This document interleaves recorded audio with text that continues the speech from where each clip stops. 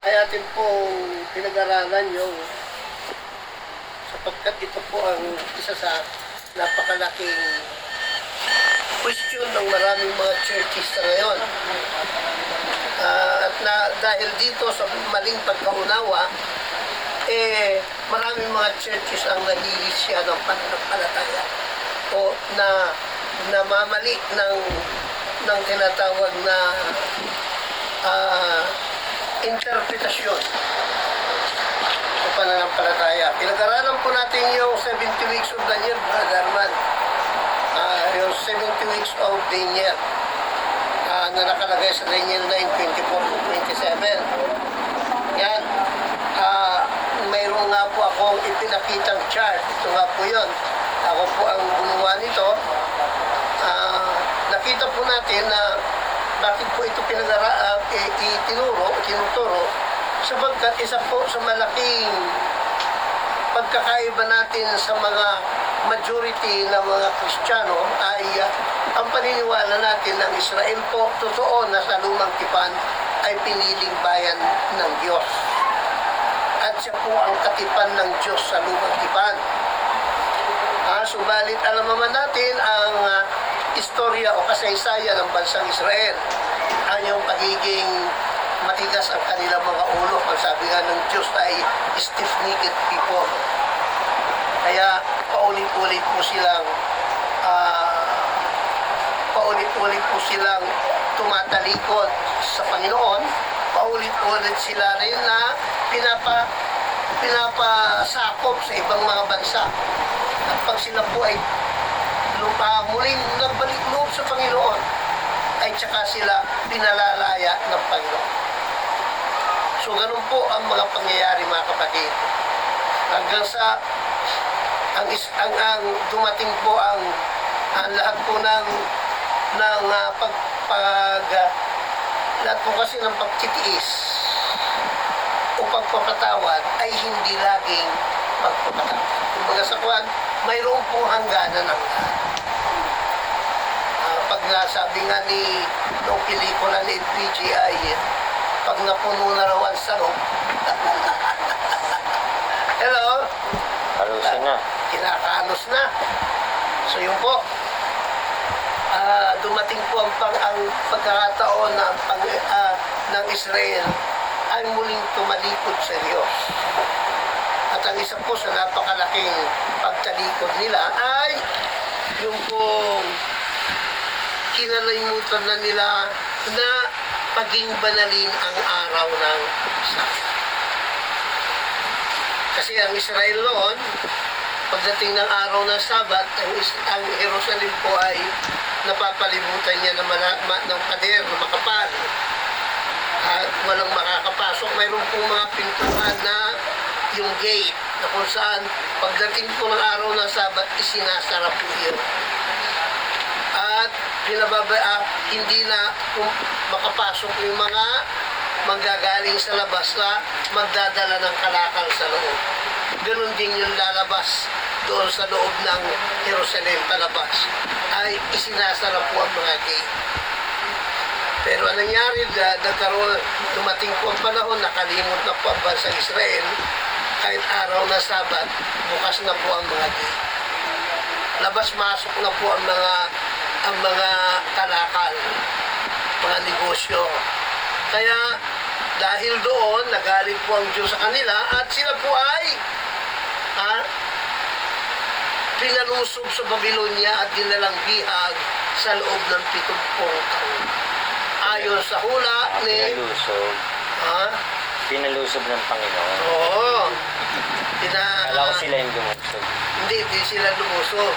Sila po ang sinakop ng Babylonia at sila po ay nung matalo sila, iginapos ang mga kalalakihan, kababaihan, dinalang bihag sa Babylonia.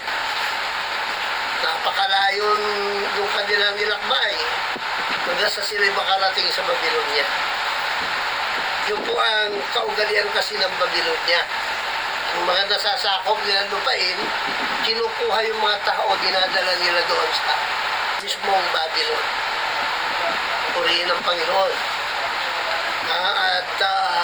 Yung nga po, 70 years silang nanatili sa bago mangyari yon, inulaan ni Propeta Jeremias. 70 taon na sila'y mananatili sa Babylonia. Nung malapit na po yung 70 taon, sapagkat naunawaan ni Propeta Daniel ang hula na 70 taon na sila'y mananatili sa Babylonia, nung nalaman ni Propeta Daniel na malapit na matapos ang 70 taon, si Propeta Daniel po ay nag-ayuno at namagitan para sa kanyang bayang Israel.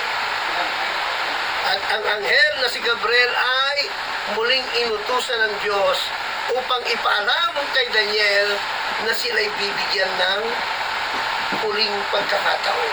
Ang pagkakataon na kanilang panunumbalikin ang bayang Israel sa Diyos, lilinisin ang kasamaan,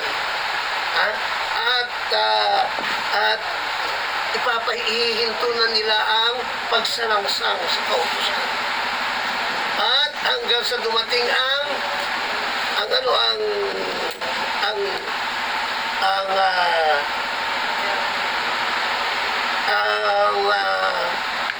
Mesiyas, ay sila po ang mag-aanoin sa Misaya.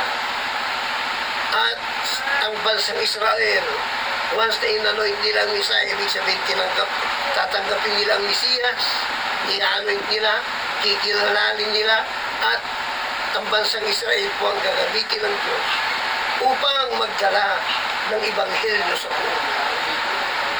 Ngunit, kabaliktaran po ang nangyari. Sapagkat nung dumating ang Mesiyas, mga kapatid, alam na po na naman ninyo ang nangyari. Ang sabi ng ating Panginoon, na parito siya sa sariling kanya, hindi siya tinanggap ng sariling kanya. He came into this world, and this world received him not. He came into his own, but his own received him not. Hello? Kaya nangyari, ano po? Itinakwil siya ng bansa, ng sarili niyang bayang Israel. At doon po ay nabigo ang Israel na patunayang sila'y karapat-dapat tawaging piniling bayan ng Diyos. Doon na po naputol, mga kapatid. Ilang taon ang ibinigay ng Diyos? Ito po yung tinatawag na 70 weeks of Daniel. 70 times 7 is 490 years. Yan. Na ibinigay ng Diyos ang bansang Israel upang gawin ang mga bagay na yun. Yung 490 years or 70 weeks of Daniel ay nahati sa tatlong pagkakahati. Una, yung po rebuilding of the temple is 7 weeks. 7 weeks. 7 times 7 is 49. Ibig sabihin, 49 years na ni-rebuild ang temple. Yung templo sa Jerusalem na winasak ng Babylonia. Ni-rebuild for 49 years. Pagkatapos ng 49 years, 62 weeks. 62 times 7 is 434 years. Na ang syudad ng Jerusalem naman ay i-rebuild yung mga dating pader, matatayo ulit, at na magkakaroon ulit ng mga streets, mga kalsada, at mga bakot ang Jerusalem. Even in a troubled times. Kaya ang Jerusalem po ay naitatag 434 years yung city of Jerusalem. 49 plus 434 years. Di lumalabas po na 433 years. Kulang pa. Kulang pa. Mayroon pang, at yung last week, 1 week. Sa Bisaya.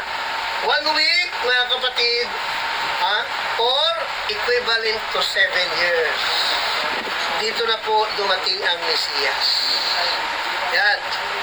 Ngunit itong pangyayaring ito ay, mga kapatid, itinuro ng mga modernong mga ngayon ngayon na ito pong 7 years na ito ay hindi pa po nangyayari.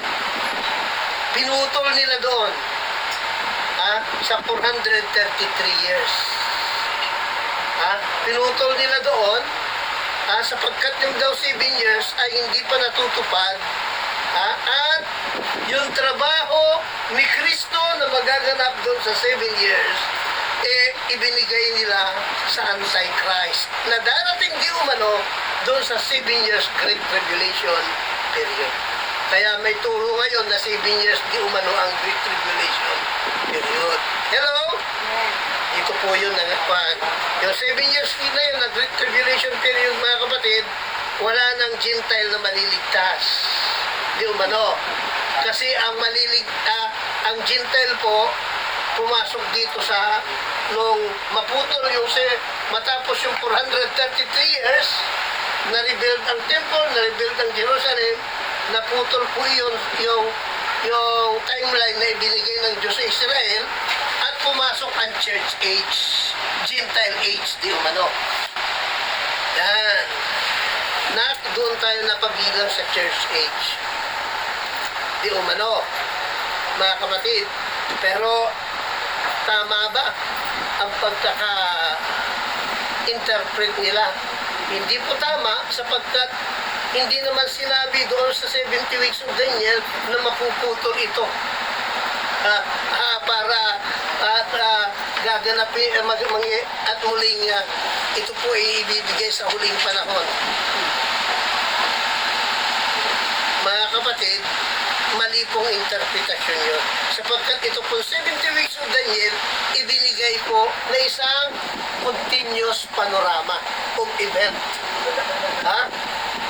Yan po, nagsimula po ito yung decree to rebuild Jerusalem by Artaxerxes, king of Persia. Noong unang araw ng Abib o Nisan, 458 BC.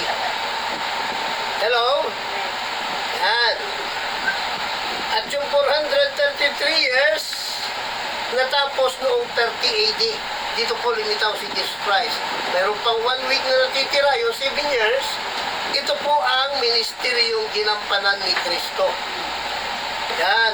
In the midst of the week, siya po ay namatay. Ipinako siya sa cross bilang final sacrifice sa ating kasalanan. Kaya, tinapos niya ang pag-aalay ng mga hain at alay doon po nung siya mapako sa cross. Hindi po ang Antichrist ang gagawa niyan. Ginawa na ni Kristo nung siya mapako sa cross ay pinatigil niya ang hain at alay ng mga hayop. Bakit? Sapagkat wala nang halaga iyon. Bakit wala nang halaga? Naisakripisyo na ang kordero ng Diyos na nag-aalis ng kasalanan ng sanlibutan. Sa makatuwid ay ang ating Panginoong Kristo. Ibig mo sabihin, Pastor, wala nang pag-asa ang mga Israelita o mga Hudyo. Meron pa rin naman. Sa church age, mga kapatid, tayo po ngayon, Hudyo man o Hintil ay pantay-pantay sa harapan ng Diyos. Hudyo ka man, nanampalataya kay Kristo, sinunod mong ebanghelyo ng ating Panginoon Kristo, iligtas ka, di ba? Iisa po, wala nang pagtatangi ang Diyos. Amen? Ang sabi niya, wala nang Hudyo, wala nang Hintil. Purihin ang Panginoon. Sapagkat tayo lahat ay iisa kay Kristo Jesus. Yan. Ngayon, doon po sa 7 years, sinasabi, wala naman sa Bible ang binanggit na 7 years Great Tribulation period. Sa huling panahon, magkakaroon talaga ng Great Tribulation, pero hindi sinabing 7 years. Mana pa, ang sabi ng Biblia, pa-clean ang mga araw na yaon. Sapagkat kung hindi pa-clean, walang lamang makaliligtas. Hello? Nakita po ninyo mga kapatid, wala naman pong 7 years na binanggit. Walang specific time frame na binanggit ng Diyos kung gaano katagal ang Great Tribulation. Hello? Naintindihan po ninyo mga kapatid. Mahalaga ba? Maintindihan natin ito? Opo. Sapagkat ngayon po, isa pa pong kahalagahan na maunawaan natin ito, una po yung maling aral na di umano ay naputol ito. At ibinigay yung trabahong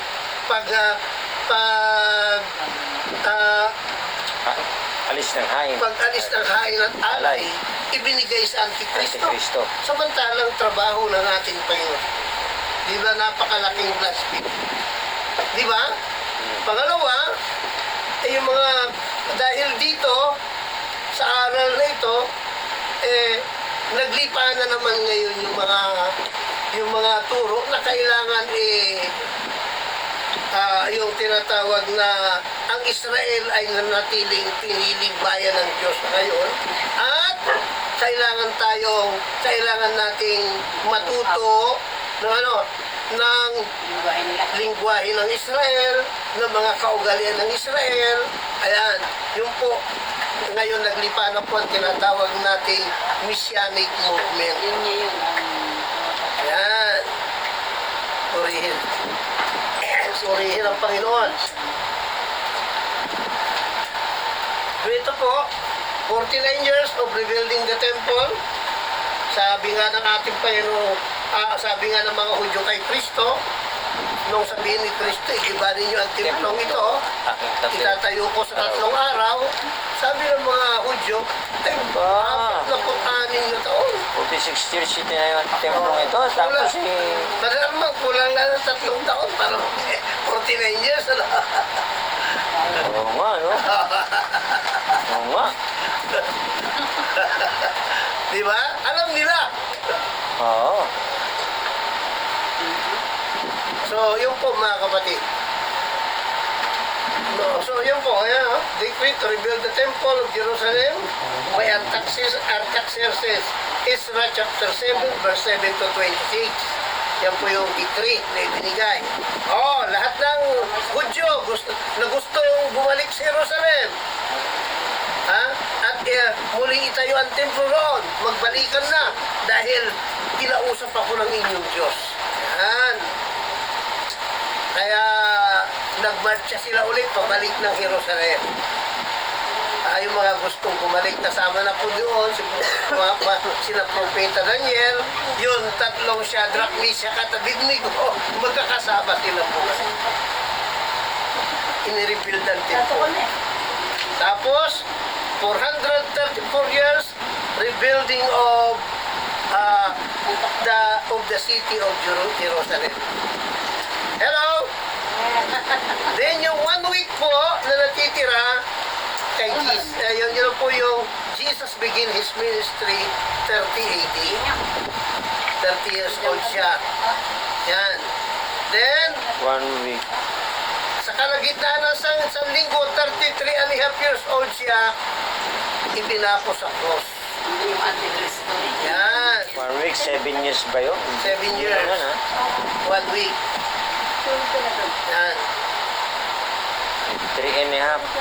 3 and a half sa kalahigitnaan po ng isang linggo, doon niya tinapos ang hain at alay. Si Kristo yun. Yun. Yung isang 3 and a half years kanina yun sa mga apostol. Ipinagpatuloy ng mga apostol. Alam niyo, hindi sila nangaral sa ibang lahi. Purely. Sabi nila nga sabi nga ni Jesus Christ, ako'y sinugo para sa mga nawawalang tupa ni Israel. Hindi ako sinugo para sa mga ang mga tinapay hindi para sa aso kundi para sa mga anak. So, anyway, salamat sa Diyos. Makain sa mundo niya. At yun po ang nangyari mga kapatid. Nung actually, ipinagpatuloy po ng mga apostol ang pangaral sa mga Hudyo. Subalit dumating po ang panahon na tinapos ni Apostol Pablo. At yan po ang ating pag-aaralan ngayon. Paano po tinapos ni Apostol Pablo ang 3.5 years. pangangaral sa mga Hudyo. Kung titingnan po natin,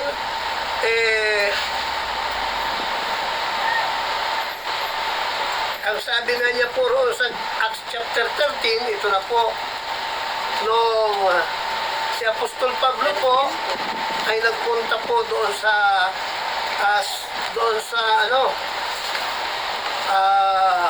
basahin po natin, Gawa 13. Dito na po. Ang sabi ni Apostol Pablo ay ganito. May isa rin. Yan.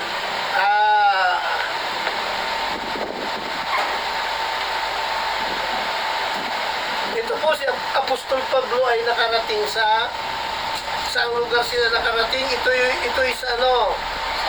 sa Antioquia. Acts 13:14. Pakibasa. 13. But when they departed from Antioquia, they passed in Pisidia and went into the synagogue on the Sabbath day and sat down. Yan, nasa English. Antioquia. Natapat sila ay pagkatahak sa Persia ay nagsinating sa Antioquia ng Pisidia. At sila ay nagsipasok sa sinaguga ng araw ng Sabat at nagsuko. Pagkatapos, nangaral po si Apostol Pablo roon. Yan.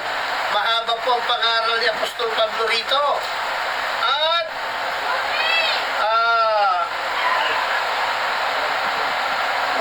sa verse 42, dito rin verse chapter, Kalion chapter, sa verse 42, ito naman sinabi. And when the Jews were gone out of the synagogue, the Gentiles besought that these words might be preached to them. Yan. Pag-alis nila ay kanilang ipinamanhik na salitain sa kanila ang mga salitang ito sa Sabat na susunod. Nangaral si Apostol Pablo ng Sabat na yon, na manhik itong mga tao na magsibalik sila para ipangaral ulit muling ituro sa kanila yung itinuro niya sa susunod na Sabat. Yan. At pagkatapos, nung sumunod na Sabat, verse 44 and 45, ayan na po. Tagalog na, Brother Arman. Gawa. Gawa 13, 44, 45.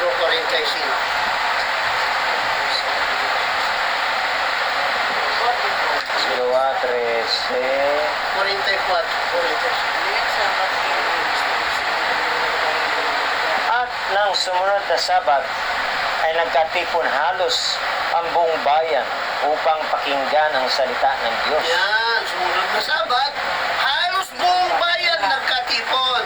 Ibig sabihin, sama-sama nila na sila, Hudyo at mga Intil. Magkakasama na doon sa sinagoga.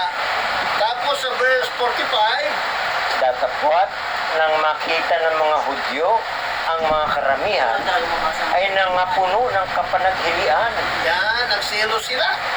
at tinutulan ang mga bagay na sinalita ni Pablo at nagsipamusong. Nainggit o nagselos itong mga Hudyo. Dahil ang daming nakikinig kay Apostol Pablo. At tinutulan nila yung mga bagay na sinalita ni Apostol Pablo. Yan. At sa verse 46 naman, ano sabi ni Apostol Pablo?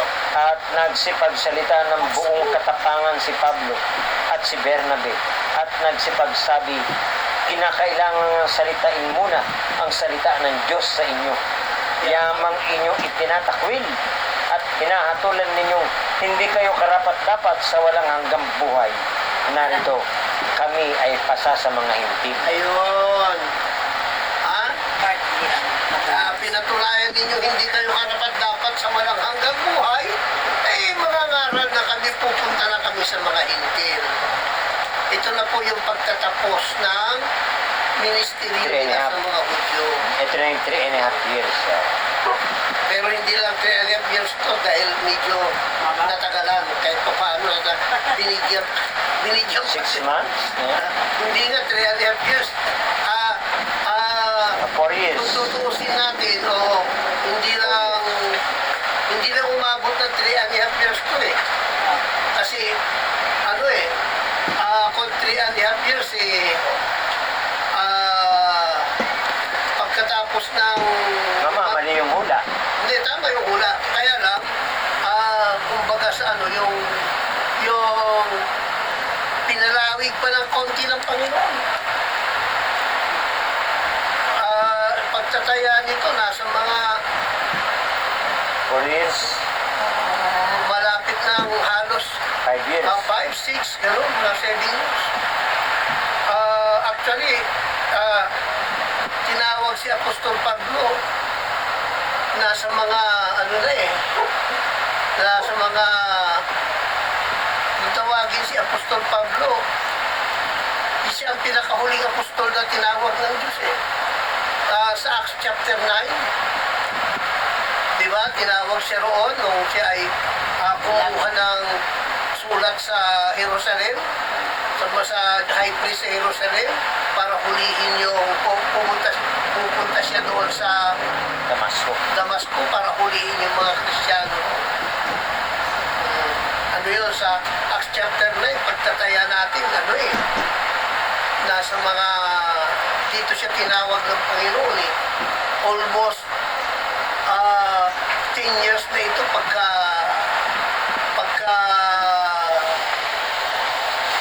pagkatapos ng crucifixion and resurrection. 10 years. Tagal din, no? Halos. Tagal din, no? Kaya almost pinalawig pa ng Panginoon eh. Yung pangangaral ng mga Hudyo sa mga ng mga apostol sa mga Hudyo eh. Acts chapter 10, binuksan na ang Acts chapter 10, Brother Arman, binuksan na ang pintuan sa mga hintil eh. Di ba? Kay Cornelius, di ba? Eto, 13 na ito eh. Pero bagamat binuksan ng pintuan ng kaligtasan sa mga hintil, sa mga Hudyo pa rin sila nangangaral eh. Pinagpilitan pa rin nila ang salita ng Diyos sa mga Hudyo. Bagay, naghahalo-halo na sila. Acts chapter 13, dito na ipinahayag ni Apostol Pablo. Naghahalo-halo. Sa inyo nga dapat munang ipangaral na Ebanghelyo. Ang salita ng Diyos sa inyo muna dapat ipangaral. Pero pinatunayan ninyo na hindi kaya karapat-dapat sa walang hanggang buhay. Kaya siguro, kung tatayain natin nasa mga 11 years? mga ganun. 10 to 11 years, ganun po. Tagal po. Tagal ng Yung pagtitiis at pagtitiyaga ng Diyos andun pa rin sa mga Hudyo. Sa mga Hudyo. Talagang Ngayon mahal sila na mahal ng Diyos sa mga Israelita. Pero nung pinatunayan na hindi sila karapat-dapat, ito na po. Inutol na po ng yung kanilang concentration sa mga Jew. Sabi na, narito kami pasasamalahin. Parang napaka-special yung mga nahuling mga Israelites. Ayan. So, makikita po natin mga kapatid, ngayon po, Binigyan pa ng pagkakataon. ngayon po, kung titingnan po natin, ang Israel po ba ay piniling bayan pa rin ng Diyos? Ano naman? Titingnan natin, hindi na po sila ang piniling bayan ng Diyos. As a nation. Sapagkat ang piniling bayan ng Diyos ngayon ay hindi na isang literal na nasyon lamang. Kundi yung mga, yung church mismo. Yun ang tinawag ngayon na piniling bayan ng Diyos. Na dati ay hindi bayan. Ngayon ay naging bayan. Church na matatagpuan sa lahat ng lahi ng tao. Hudyo ka man o Hintil, Pinalawak ba na? yan, itim ka man o puti, Wala nang wala discrimination. nang discrimination. Iisa yan? tayo kay Kristo. Puri ng Panginoon. Kaya, Pero Pastor, pinili pa naman ang ano, parang sa tingin ko pinili pa rin naman ang gusto niya. sa tingin mo, Iniingatan niya eh. oo, iniingatan niya. Lahat naman Bakit- tayo. Bakit iniingatan ng Diyos ang bansang Because of his Israel? Of course, Because of his dala-dala ng Israel ang pangalan ng Diyos. Yun nga. Kaya nga iniingatan niya. Ayan. Yung salitang Israel, Prince of God. God. El is God. Kung sabihin pala si Bill. Bukod dyan mga kapatid, ah, bukod dyan, We are the friends of God. yung bansang Israel, tanging bansa na sa buong mundo will know, tanging bansa na ang pinaka holiday nila ay Sabat hanggang sa ngayon.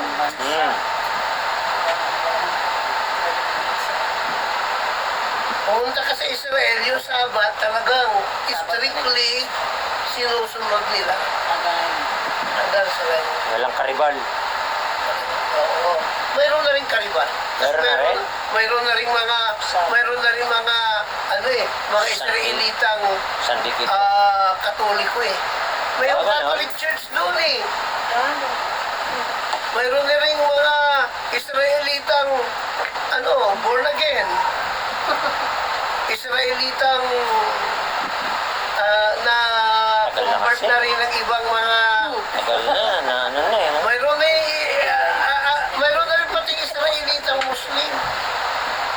Kaya mayroon doon Dome of the Rock eh. Ha? Oo, yung Dome of the Rock, yung kung saan itinayo yung dating Temple of Solomon, doon itinayo yung mosque ng mga Muslim na tinatawag na Dome of the Rock. Kaya iba-iba na rin sila. Pero majority pa rin ay Judaism. Yan. Judaism.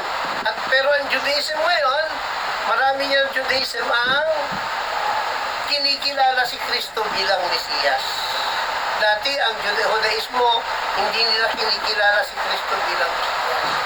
Pero may mga Jewish ngayon na galing sa Judaismo pa rin, pero they already believe that Jesus Christ is the Messiah. Yan. Kaya mayroon ngayong katulad ng kapitbahay natin, Bisaya, Diyos eh. Bisaya. Ang Bisaya, di ba, Diyos? Mayroong mga Hudyo na Judaismo na nangan sa aral sa Judaismo, pero iba-iba rin na rin ang kanilang paniniwala sa pagka-Diyos. Yung iba ay kinikilala nila si Jesus Christ bilang Messiah, pero hindi bilang Diyos. Yung majority. Yan. Pero, yung mga hardcore na Judaism, talagang hanggang ngayon, hindi nila kinikilala si Kristo. Oo. Mga hardcore Judaism yon.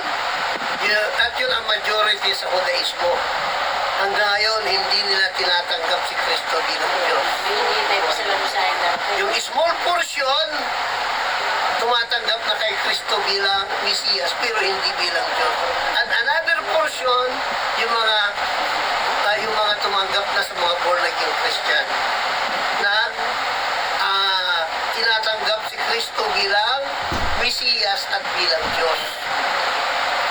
Yung kapitbahay natin, Saan tayo nun, bro? ano siya? Yun, umaga hanggang... Ang kanila, ang palibhasa, ang kanilang pinagmulan, yung kanilang sect ay galing sa Israel, ang paniniwala nila ay tulad ng Judaismo, pero Trinitarian na sila. Naniniwala sila na si Jesus Christ ay Diyos Kayo doon. at Mesiyas. Yun. Ang simula ng alas 9 ng worship hanggang ano yun. Hanggang alas 9 ng gabi. Nandun na eh. Pero mga boses nila, sa natin na. Hindi pa rin ang Sa- Marami din ba silang supporting versus wala naman ako na rin ang mga ngaral nila. Babae. ang inyong Diyos ay darating sa atin. Okay. Marami silang kantahan na ang kinakanta nila yung maintindihan. So, makikita natin, nung si Pedro, mga kapatid, ay pinakaon ni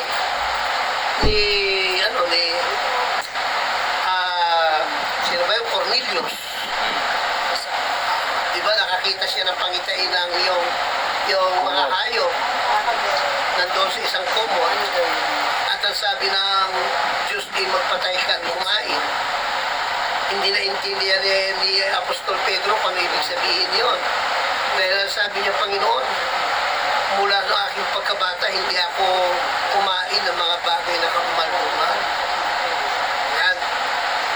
Ngayon, may kumatok sa pintuan, yung mga kasamahan yung mga utusan ni mga Tauhan ni Cornelio. tauhan ni Cornelio, ang sabi ng Espiritu sa kanya, sumama ka sa kanila. Sumama si Pedro, habang daan ay kanya pa rin pinag-iisipan ko na ibig sabihin ng kanyang pagkain.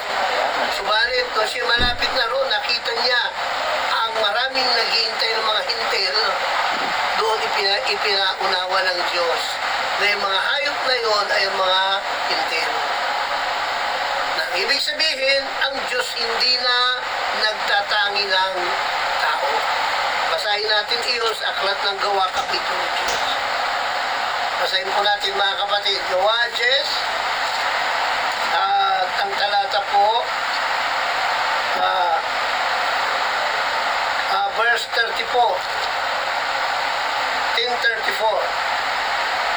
At binuka ni Pedro ang kanyang bibig at sinabi, tunay ngang natatalastas ko na hindi nagtatangi ang Diyos ng mga tao, Verse 35. kundi sa bawat bansa siya na may takot sa kanya at gumagawa ng katuwiran ay kalugod-lugod sa kanya. Yun. Unang kalugod-lugod. Naunawaan na ni Apostol Pedro, ibig sabihin nung pangitay niya na ang Diyos hindi na nagtatangi ng tao. Yung mga hintil ngayon na dati itinuturing nila maruruming hayop, na kanilang pinandidirian at hindi sila nakikisama, mga kapatid, naunawaan po ni Apostol Pedro, nilinis na ng Diyos. Hello? Amen. Yan. Kaya sabi ng Apostol Pedro, binukan niya ang kanyang bibig. Ngayon naunawaan ko na ang Diyos hindi na nagtatangi ng tao, kundi sa bawat bansa, siya na may takot sa kanya at gumagawa ng katwiran ay kalugod-lugod sa kanya. Gumagawa ng katuwiran. Katwiran. Katulad ni Cornelio. Bautismo, number 1 na katuwiran. Tulad ni Cornelio, matuwid na tao. Ha? Bagamat Ang may lahat takot na sa siguro Diyos. na. Katwiran. May takot sa Diyos. Mapagbigay ng abuloy sa mga tao. Matulungin. Kulang na lang na maunawaan niya yung Ibanghilyo ng kaligtasan. Kaya, pinasundo si Pedro. Ang bait Para ni ano? Cornelio. Ha? Oo nga. Yan ang dalawa asawa nun eh. Pero nasasabi ko. Dalawa asawa ni Cornelio. Uso naman noong araw, brother. Okay. Kahit sa mga Hudyo, uso naman Kahit yun. may uso rin. Yun. Kaya Hindi naman nabago. may mga Kristiyano noon may mga Hudyo noon na naging Kristiyano. Ha? Lahat na ng ugali ng May mga asawa sila, hindi lang isa. Kaya anong nangyari, mga kapatid, hindi naman pwedeng, iwalay mo na yung iba. Isa na lang yung maging asawa. Dahil, hindi pwede. Kung saan sila dinatnan ng salita ng Diyos, manatili sila sa ganun. Dinatnan siyang 3 asawa niya, manatili siyang 3 asawa. Hindi pwedeng, Sayang. pamilya niya yun eh. Brother, parang sama ng Dapat pala dumalawa ako. sama ng isip mo. Ibig sabihin, hindi ka pa Christian, pwede ka pang dumalawa. Kung Christian ka hindi na. Bawal ka na, no entry. Although, pero nung mga susunod na henerasyon ng mga Kristiyano, bawal na. Isa na lang talaga. Kristiyano na Huwag ka na pa, problema nga pa, ano. Ngayon, ang tanging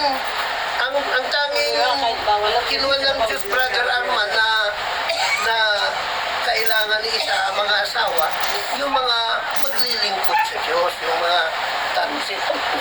Katulad na sinabi rito, sa aklat po ng Tito. Nang sabi ganito,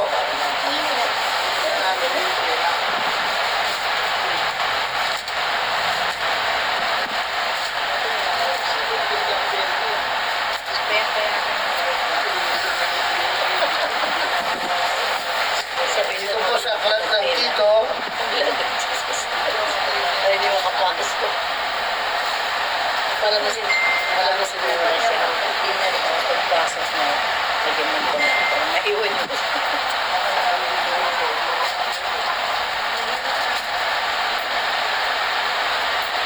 The blood of Jesus.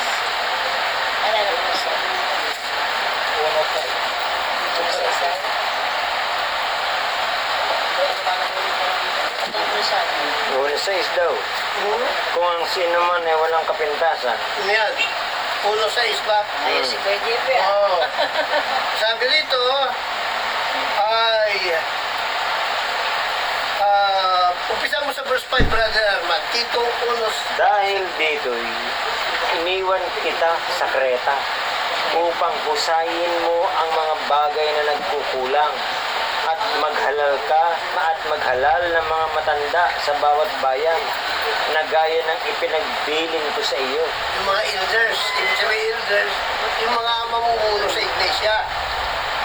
Verse 6, Kung ang sino man ay walang kapintasan, walang kapintasan. asawa ng isang babae lamang, Asawa ng isang mga, kasi uso nga noon, naging Kristiyano sila.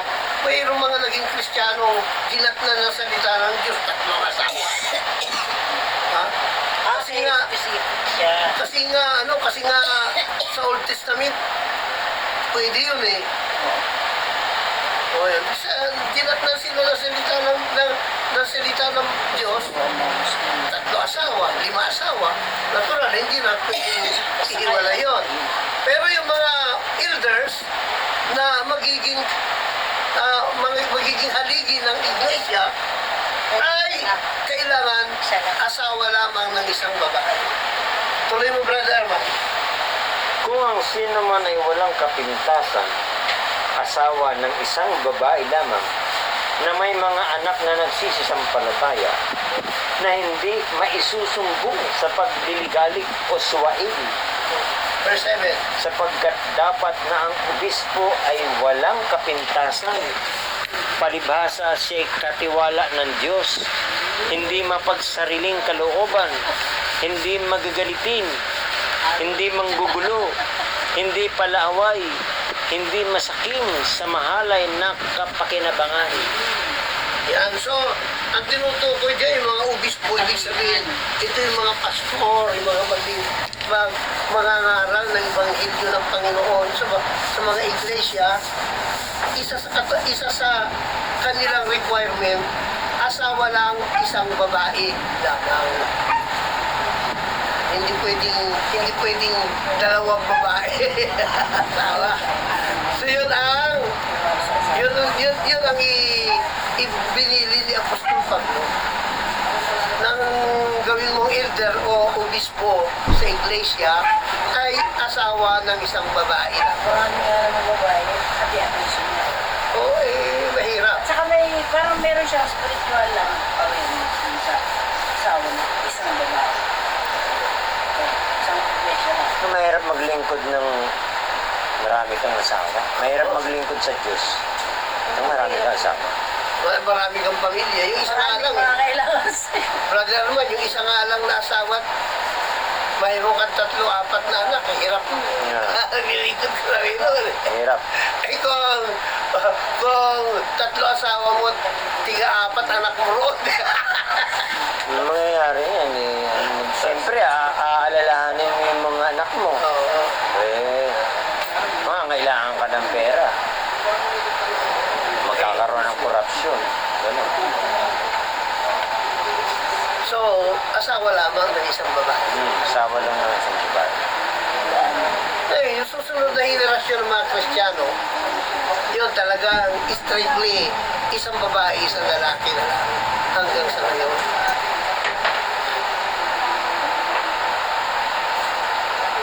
So, yun po ang naging kasaysayan ng church, mga kapatid.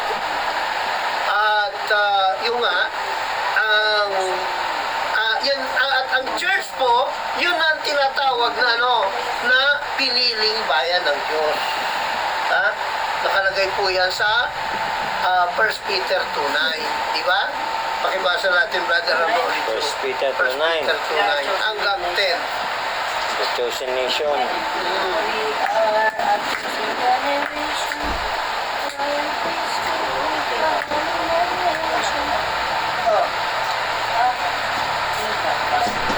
Datapot kayo'y isang lahing hirang, Hirang. isang makaharing pagkasaserdote, Ayan. bansang banal, bayang pag-aaring sarili ng Diyos, Bayang pag-aaring sarili. upang inyong ipahayag ang mga karangalan ni Yaong tumawag sa inyo mula sa kadiliman hanggang sa kanyang kagilagilalas na kaliwanagan. Tuloy. Nang Na nang nakaraang panahon ay hindi bayan. Datapot ngayon bayan ng Diyos na hindi nagsipagkamit ng awa. Datapot ngayon nagsipagkamit ng awa. So, yun na po, mga kapatid, hindi na po ang bansang Israel ang piniling bayan ng Diyos, bansang banal ng Diyos, kundi ang church na kinabibilangan ng lahat ng Tao. tao sa mundo na nagtiwala, sumunod sa Ebanghelyo ng ating Panginoong Heso Kristo. Yun na po yung piniling bayan. Hindi na lamang po ang bansang Israel. Bagamat ang bansang Israel, mga kapatid, tapos na yung panahon ng naibinigay sa kanilang Diyos ng pagiging piniling bayan ng Diyos. At nakakalungkot sapagkat hindi nila napatunayan na sila'y karapat-dapat. Subalit, mga kapatid, katulad ng ating sinasabi, ang Diyos, ang bansang Israel, ay iniingatan pa rin ang Diyos. Sapagkat dala-dala ng bansang Israel ang pangalan ng Diyos. Ang sabi nga rito, sa aklat po na Ezekiel 38 ay ganito. Ezekiel 38. Sa lumang tipan po. Kahit ang Diyos, ang Israeli, nung panahong iyon ay stiff-necked people, bayang napakatigas ang ulo. Pero anong sabi ng Diyos?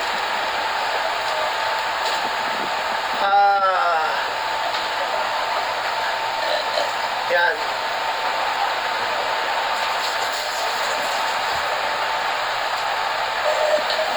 Our chosen generation. 39 verse 7, Brother Arman, ng Ezekiel. Kumanda ka. 39 verse 7. 39. Verse 7. At ang aking banal na pangalan ay ipakikilala ko sa gitna ng aking bayang Israel. At hindi ko man titiising malapastangan pa ang aking banal na pangalan. At malalaman ng mga bansa na ako ang Panginoon, ang banal sa Israel. Hindi niya titiising malapastangan ang kanyang pangalan Bakit sinabi ito ng Diyos? Kasi ang bansang Israel nga po ay sa paulit-ulit na pagsakop ng ibang bansa, nalalapastangan ang pangalan ng Diyos pagka sinasabi ng mga bansa, nasaan ang inyong Diyos? Di ba? Talo kayo. Oo. Kinakantsawan sila, nasaan ang inyong Tinalo namin kayo. Nasaan ang Diyos nyo ngayon? Kaya naman mo yun, minsan meron. Wala.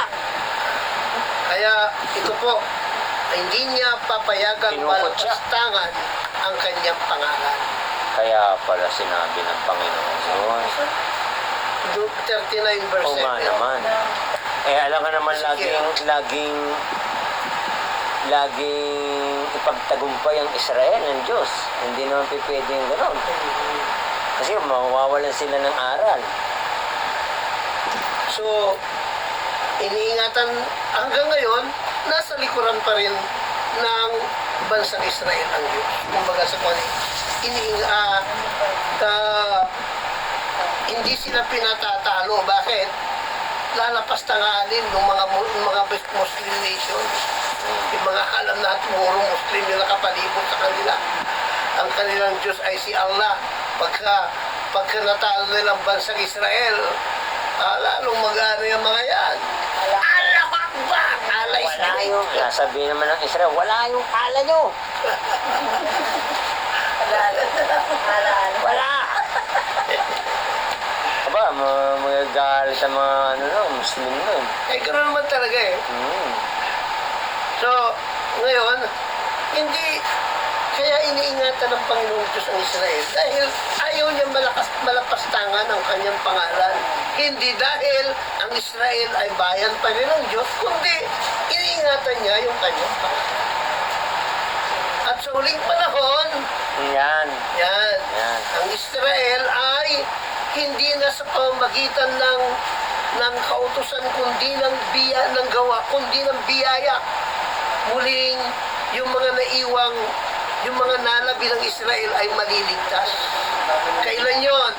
Pagdating ng Panginoong Jesucristo. Nakalagay po yan sa Roma.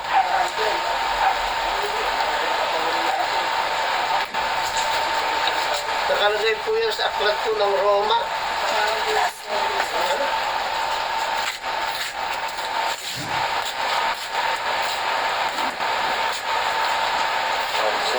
Roma,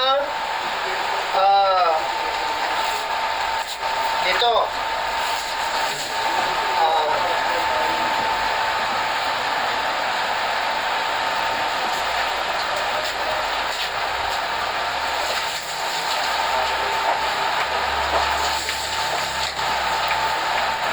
Roma 11 ba yun?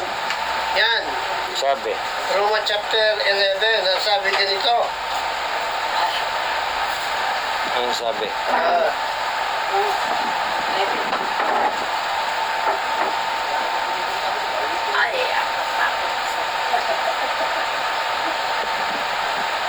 Dito sa verse 21 po, mga brother Arman.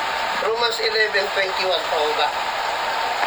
Sapagkat kung hindi nga pinatawad ng Diyos ang mga talagang sanga, Ayan. ikaw man ay hindi patatawarin.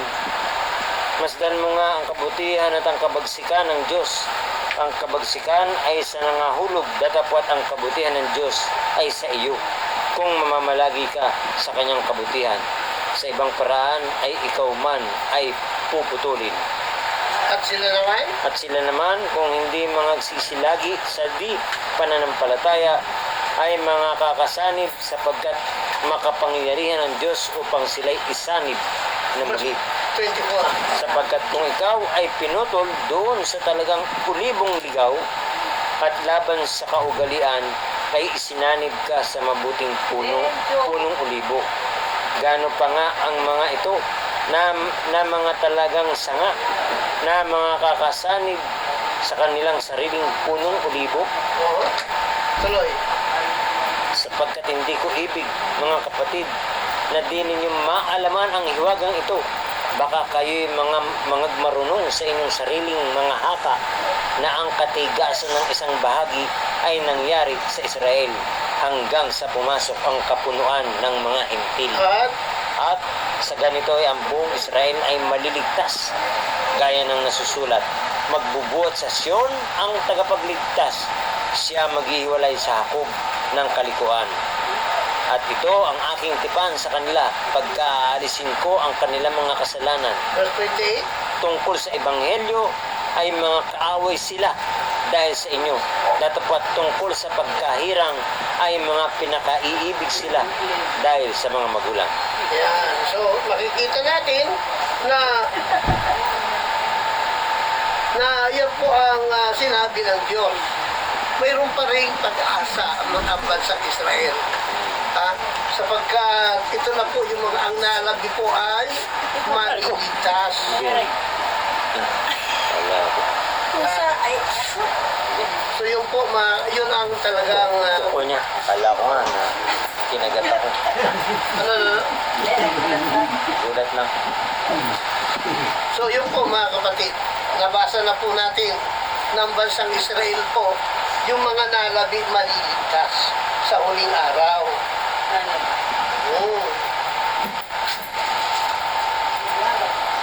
Parang nalagyan ko yung pangalan ng lalaki.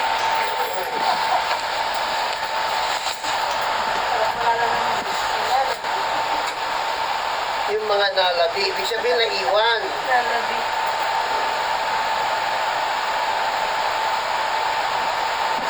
Akala ko namatay.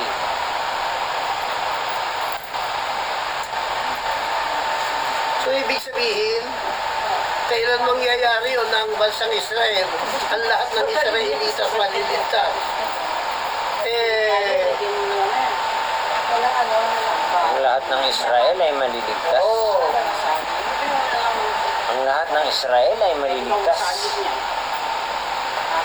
Lahat ng Israel, yung mga nalabi, yung mga madadatna ng Panginoon sa huling araw, Ah, maliligtas. Kasi Swerte sila naman yung nun. mga magtatanong saan mo nakuha yung sugat mo sa yung BC? Di ba? Sa bahay ng aking mga kaibigan. Ayun. Kaya, Sakit na lang.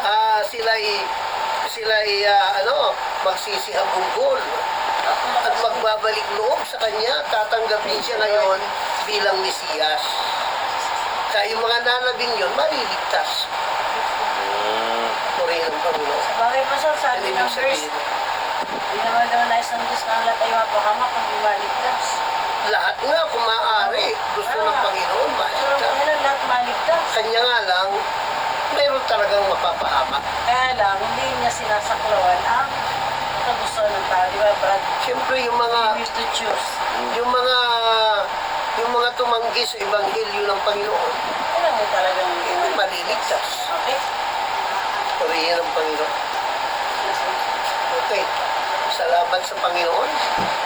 At meron ba tayong katanungan sa ating pag-aaral, mga kapatid? Ate Jemmy, tanong. Sa ngayon po, sa napag-aralan po natin ngayon, lumalabas po una, na yung 7 years na Great Tribulation is a false teaching. May Great Tribulation pero wala pong 7. Hindi parang yung ano na yun. Yan. Pangalawa, Parang pinuntahan na nila Ah, 7 years. pangalawa, ng Israel ay hindi na po siyang hinirang o piniling bayan ng Diyos. Sapagkat ang piniling bayan ng Diyos ngayon ay ang iglesia niya na sumasaklaw sa lahat ng lahi. Anumang lahi mo, anumang wika, o anumang kulay ng iyong balat, kabahagi ka ng piniling bayan ng Diyos. Once na ikaw ay sumampalataya sa ating Panginoon Kristo at sumunod sa kanyang ebanghelyo. So hindi na kinakailangang mag-aral ka pa ng Jewish language para maligtas. O pag-aralan mo yung tamang pagbigkas ng pangalan ni Hesus Kristo para maligtas. Purihin ang Panginoon. Ang mahalaga po, walang ibang pangalang ibinigay sa silong ng langit na sukat ikaligtas, kundi ang pangalan lamang nino ng ating Jesus Panginoon Christ. Kristo, ng ating Jesus Christ o ng ating Yeshua HaMashiach. Ano mang tawag natin kung saang wika tayo naroon. Sa Tagalog, Jesus. Jesu Cristo. Hindi na kinakailangang Yahweh. kasi sa mismong ang mismong mga nagtuturo ng sacred name, hindi rin sila magkaisa kung ano ba talaga ang Yes. pagbigkas sa pangalan ng Hesus Kristo doon sa kanila. Yeshua ba? O Yahushua? O Yeshua? O Yahuol? Yung nga, Yahweh. Iba Yan. Yahweh. So, iba-iba ang kanilang, hindi rin sila nagkakaisa. Kung si Dominic na Israelita, Yahweh. So, sige lang nga, hindi magkaisa eh. Basta mahalaga, ang tinatawag natin, yung isang namatay sa loob, sabi ni Brother Arman, ng 3 araw at 3 gabi, nabuhay na muli. Hindi ka magkakamali dyan. Sure. Sure bull yan. Walang iba kundi Walang iba si yan. Yesu Cristo o Yeshua o Jesus Christ. Iisa po yun. Yung namatay, inilibing at ay Jesus ng araw at ikat ng So, purihin ang Panginoon. Yun lang po ang ating tinatawa. At wala na iba. At naiintindihan ng Panginoon. Kahit saang wika natin siya tawagin. tawagin. Dito nga sa atin, yung Diyos nga lang yung Panginoon nga lang iba-iba eh. Sa Ilocano ay Apo. Yung Panginoon, Apo. Yung Apo po, ibig sabihin Panginoon. Sa Bicol, Kagurangnan. Sa Bisaya, Ginoo. Sa Bisaya, Ginoo. Pangasinan, katawan. Sa Pangasinan, katawan. Naging katawan. Katawan kong Diyos, Panginoon kong Diyos. May babae sa harapan, magkasarang katawan. Sabi nga nung daw yung doon sa